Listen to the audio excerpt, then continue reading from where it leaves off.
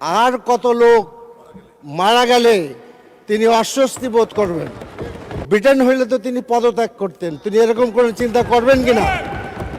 আমি যে বিষয়টা বলতে চাচ্ছিলাম যেটা অতি গুরুত্বপূর্ণ, সেটা হলো যে গতকালকে আমাদের মাননীয় সড়কমন্ত্রী ঈদ যাত্রা সম্পর্কে একটা বিবৃতি দিয়েছেন।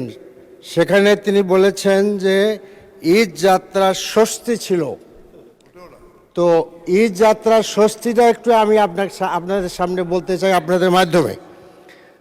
আমাদের আর বিআরটি এর রিপোর্ট অনুযায়ী এই ঈদ যাত্রায় 170 জন মারা গেছে, আর হলো যাত্রী কল্যাণ সমিতির রিপোর্ট অনুযায়ী 370 জন। এরপরে আমরা দেখলাম যে দৌলতদিয়া একটা আস্ত বাস পানির নিচে চলে গেল। তো এখন আমাদের সড়কমন্ত্রী, মাননীয় সড়কমন্ত্রী বললেন যে স্বস্তি যাত্রা ছিল।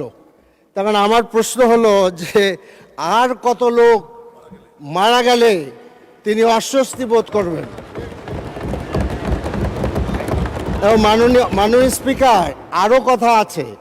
এবং এই যে দৌলতদিয়ায় এত মর্মান্তিকভাবে লোক মারা গেল, সেখানে সড়কমন্ত্রী গেলেন না। মাননীয় সদস্য, দয়া করে আপনি একটা নোটিশ প্রদান করতে পারেন বিধি অনুসারে। মৃত্যুবরণ যারা করেছে তাদেরকে মাত্র 25,000 টাকা, জীবনের মূল্য ধরা হলো 25,000 টাকা, আর আহতদের জন্য 15,000 টাকা। মাননীয় সদস্য, আপনি একটা কয়েক সেকেন্ড আপনি নোটিশ প্রদান করতে পারেন, তারপরে আমরা বিবেচনা করব। অসংখ্য ধন্যবাদ মাননীয় সদস্য। কয়েক সেকেন্ড আমি চাচ্ছি।